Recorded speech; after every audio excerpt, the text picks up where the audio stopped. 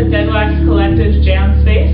Guys, thank you so much for having me. Thank you. You guys have been working on a new album. November 25th, it was finally released. What was it like to get that final product out? It was pretty euphoric, I gotta say. I mean, I can speak for the guys, but it was pretty huge to have your artwork put out there for everybody to finally hear.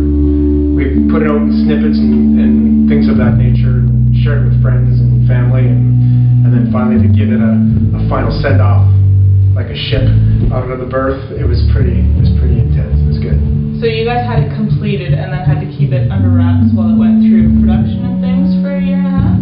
Didn't really do a very good job keeping it under wraps, but that was the idea. It took us a year and a half to record and record and make the album complete. So we had to sit on it for about 4 months, almost 4 months, before we could release it.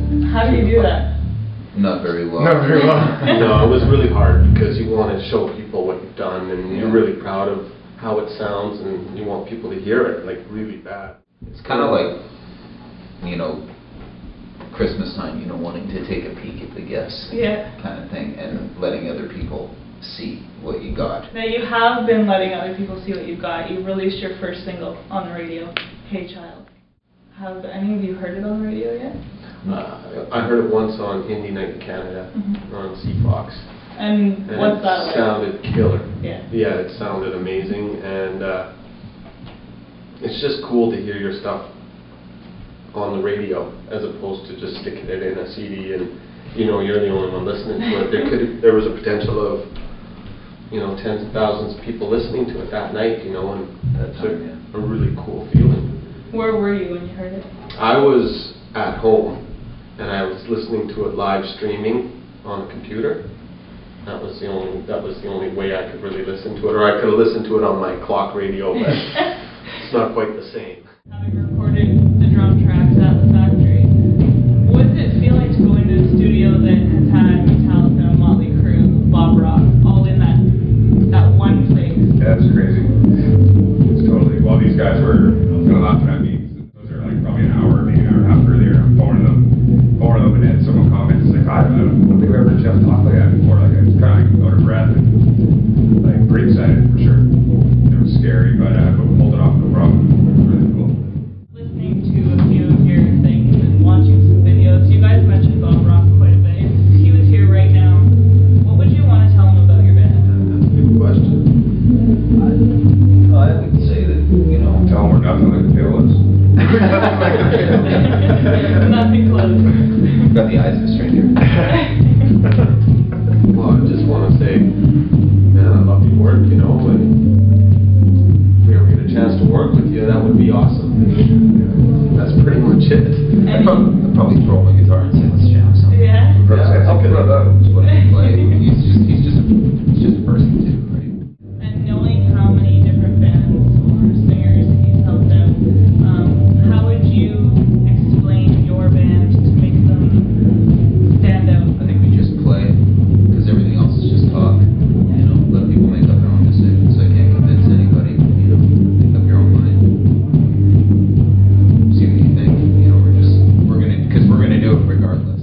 I've heard you talk about having such a strong bond with the band. Do you think that's because you're a little bit older and you've matured a little bit? I've probably met Josh when I was in kindergarten. I've known Jeff for You probably that know many me longer years. than I do myself. Yeah. Interesting. You know, like, so you just develop like, we've gone through a lot as the three of us. Like, we moved over to Nanaimo, lived there for a number of years, slugged it out in the cover rock scene, and, you know, slowly graduated into all original band. And then we recorded a couple CDs and decided to make the move over to the Big Smoke. We were working together, living together, playing together 24 hours a day for, I don't know, probably 7 years. 7 years straight, just always together, never So apart. you're pretty much family. Yeah, we are. That's awesome. And Ray's just like a long lost brother. Yeah, he's just stepped into the picture now. Knocked on the door. Hey, boy. Just need somewhere to hang. Let me in. There I borrow you some go. sugar. Guys, like, I'm from Toronto, and I've played with a good chunk of bands back in Ontario. And I mean, I've played with some incredible players in Ontario. And then coming out here, I wasn't really sure what to expect. It's a different vibe out here. I just answered one listing on Craigslist, and then that was that. Really? Yeah. You know, these guys are some of the best musicians I have ever played with, and you know, truly an honor to play with these guys. Like, I've learned a lot, and and developed as a musician with these guys too. There's a rule: always play with somebody better than you. You have no choice but to get better, or meet them, or exceed that. And I feel playing with these guys, that's what's happening. You guys are about to kick off a Western Canadian tour. Where does that start and when?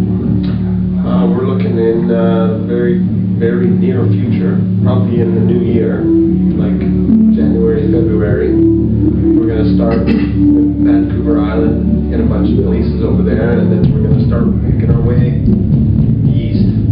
It's probably going to take us as far as, I'm guessing, Medicine Hat. Right. Now when you get back from tour, do you guys have a plan? Do you know what you're doing next? It's another album. Yeah. Oh yeah. Have you started writing already? Yeah. We're always writing. Every jam we're writing. We probably, at our most prolific, we're writing, or at least coming up with two solid ideas for new material every jam. Easy. Where's your inspiration come from on a daily basis? Gods of rock music for me is I live eating shit music all the time. Yeah. I love music. I love listening to it. I love playing it. I love doing anything there is to do with music. It's always on in my house. It's always on in the vehicle. I'm never not listening to it. Every now and again I need to put down the instrument and just take a break from that, you know, and just kind of go and do some other stuff, but Have a bath. you know. But then you got like the Michael Bublé on, right? Yeah. That's interesting that you say that, because I just bought the Michael Bublé Christmas CD. It's good, hey? It's amazing. Yeah. It's got the golden tonsils, the velvet tonsils. So what made you want to play rock music then? It's just what comes out. AC/DC. Alright. AC/DC did. Yeah. And Kiss. Yeah. The Cult, Metallica. They were why I wanted to be in a band. I was a cliche kid with all the posters on the wall, and I just admired them, and I listened to them, and I looked at my AC/DC collection of tapes, and I just studied them, and that's what I wanted. I love that rebellious rock and roll lifestyle. I loved it. And now you're following in their footsteps, using the same studios. An amazing experience. I loved it.